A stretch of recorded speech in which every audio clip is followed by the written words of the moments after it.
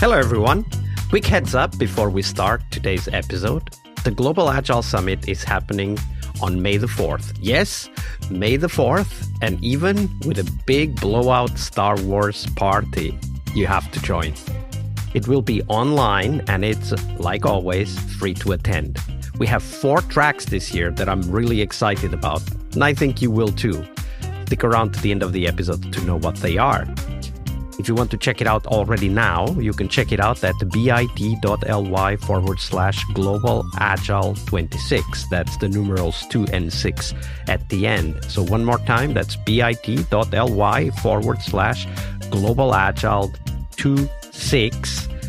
All one word, all lowercase, and 2 and 6 are the numerals 2 and 6. So stick around till the end of the episode and I'll tell you what's in store. But for now, on to today's episode. Hello, everybody. It is Friday, TGIF, as they say. It is also Product Owner episode this week with Viktor Glinka. Hey, Viktor, welcome back. Hey, Vasco. Thanks. It's been a long week, and I'm happy to be here again. I am happy the week is over, but I'm even more happy that we get to talk about the product owner role because it is such an important role, just as we were talking about yesterday on the success question. So let's dive into that right away. We'll talk about great product owners in a minute, but first share with us, Viktor, what might have been potentially the worst product owner anti-pattern you've witnessed in your career. I think our listeners know product owner anti-patterns. And I cannot define the worst. I would say the worst is just not empowered product owner. I truly believe every person has ability to learn how to become a great product owner if they are empowered and trusted by the organization. And I have so many examples when people be having the right knowledge, right skills, but just not allowed to apply them.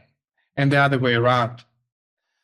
So let me know which path would you like to take now. Well, either way, right? Like let's start with when you think about these anti-patterns, like one of the things we want to explore here is how does this start to show? Because the product owners are not going to come to us and say, hey, I'm not empowered. Right? Like it's going to show through behaviors, attitudes, decisions, etc. So in your experience, if we're a Scrum Master that is just new to an organization and a team, how would we know if our product owner is indeed empowered or not? First of all, the goal of the product owner, the main purpose is to maximize return on investments. And if you see if your product owner doesn't care about that or doesn't think about that, that's a first red flag. Second, if the product owner is not empowered, you will sense pressure coming from him because someone also pushes him. So you will hear words like deadlines, commitments, but not about return on investments and outcomes.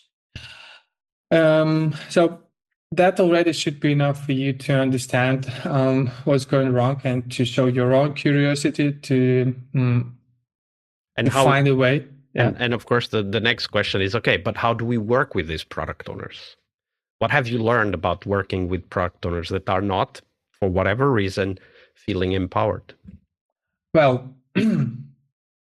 I learned that at first they should accept the rules of the game, but also invite product owners and help them to step out of their limitations, organizational limitations. So in one of the examples, one of the product owners I worked with,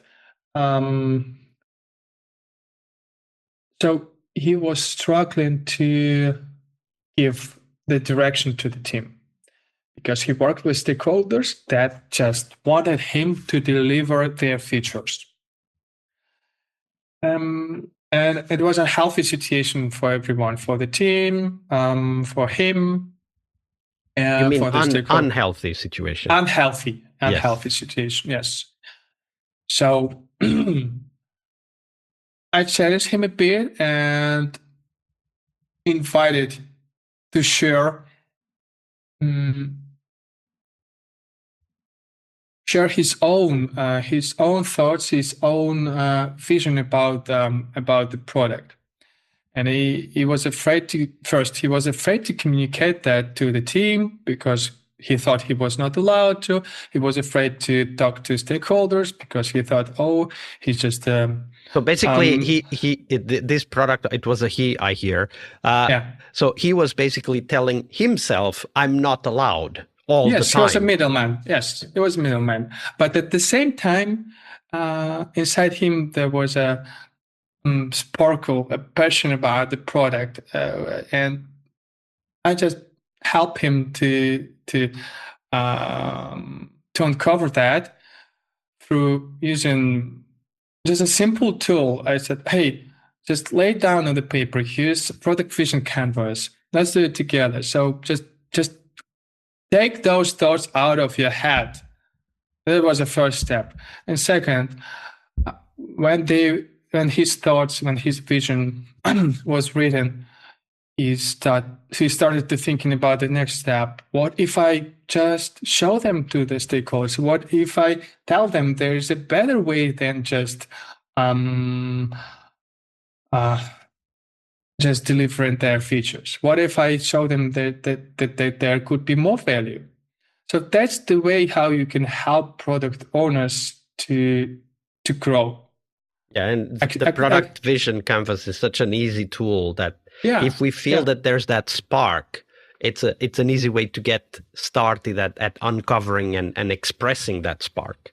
Yeah, I mean this fear of not being allowed, it's an illusion. In fact, you can do more. You can always do more. Just try. Absolutely. No one will fire you just for a suggestion of a certain improvement. And talking about trying, there are some people out there that are exactly what we look for, amazing product owners. So Viktor, share with us the best product owner you've ever worked with. How did they work? Yeah. So first of all, they are very curious. So they always try to find a way how to do things differently, how to simplify them. They ask questions like, what if, how can we do it differently? So it's more like a personal trait. But if you see that product owner, you see that they have certain skills, like they can negotiate, they are good negotiators with teams because they have to delegate a lot, especially if they work in a scale setup. Their work shifts from clarification to prioritization, and they also have to negotiate with the stakeholders because plans are constantly changing, and you have to explain well why you took this decision instead of that decision. They also have very good visualization skills. One of the example I can give you, product owner during negotiations with the stakeholders provided a work composition chart. It told them, you see, more than 50% of our work is technical debt. So that's the reason why we cannot deliver your features. So if you want us to bring you useful outcomes, first we need to finish that part. That means that they are also great systems thinkers. So they understand dynamics, root causes, and they do not optimize locally. Yeah, what else? Help me out. I think these are key qualities. Perhaps you can add something on from your side. Yeah, I agree with everything that you said.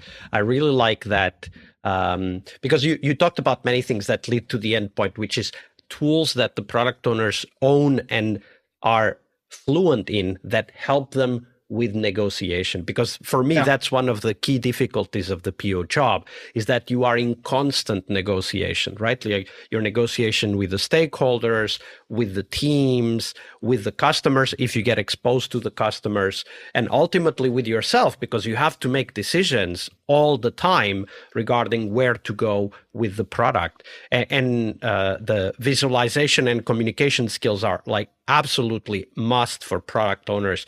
And I really like how you talked about the visualization as in the context of data, right? Because very often the product owner might think that they don't need to really understand how the team works or how they manage their work. They just need to have the backlog up to date, which is a fair assumption, but obviously not really the whole truth. But when you understand how the team works, you can bring data to the negotiation of where to focus, right? And you can get that data to inform your own decisions, right? Like we're spending too much time on maintenance. Hey, why is this happening? I'll talk to the teams. I'll work with the Scrum Masters. So that ability to use data and communication skills for the negotiation aspect, which is the key aspect of the product owner job, I think is very important. Yeah. I would add on top of that data stands for rational aspects of negotiation, but emotional aspects are important as well. So I'm talking about sharing your passion with development teams, telling them your personal reasons why you want to build that, why you want to improve that. So showing your own vulnerability and I would say infecting everyone with these positive vibes you first feel yourself. Something comes to my mind which is never described in any framework. I think that's also important skill. I call it mindfulness, because product owners constantly exposed to pressure. As I said, they have to deal with almost everything at the moment. And it's important to make your peace with your decisions. I mean, you made a decision, move on. Don't regret about that. Calm down. And we can always learn, right? Like it's okay to make the wrong decisions if we can learn from them. But in order to do that, there's another skill, which is to be able to be data-driven, validation-oriented, experiment-oriented product owner, because that's what allows us to get that insight, that intuition that will give us better decisions in the future. Everybody makes mistakes, but being very careful and systematic about learning from those mistakes also makes for amazing product owners. Yeah, that's true. Totally agree with that. Viktor, it's been a great week. We're getting close to the end though. But before we go, where can people find out more about you and the work that you're doing? Well, I can say I'm not a public person. I just have a regular LinkedIn profile. That's it. So please visit it, reach out to me if you want, and we can discuss anything. Absolutely. Everybody reach out and ask a few follow-up questions. Learn from each other, because that's how we learn as a community. Viktor, thank you very much for being with us and for your generosity with your time and your knowledge. Thanks a lot to you and to your listeners. It was my pleasure to share my experience with all of you guys. Hi there, friends. Thanks for sticking around till the end of the episode. So let me tell you what's coming. On May 4th, we're running the Global Agile Summit. It will be online, and I want you there. This year, we have 4 tracks, and each one is built around real conversations with practitioners. No slides, no keynote theater, just honest interviews with people doing the work, just like you. The first track is AI in Organizations, where practitioners show what actually works. No hype, just AI that makes your Monday better. Happy Monday, everybody.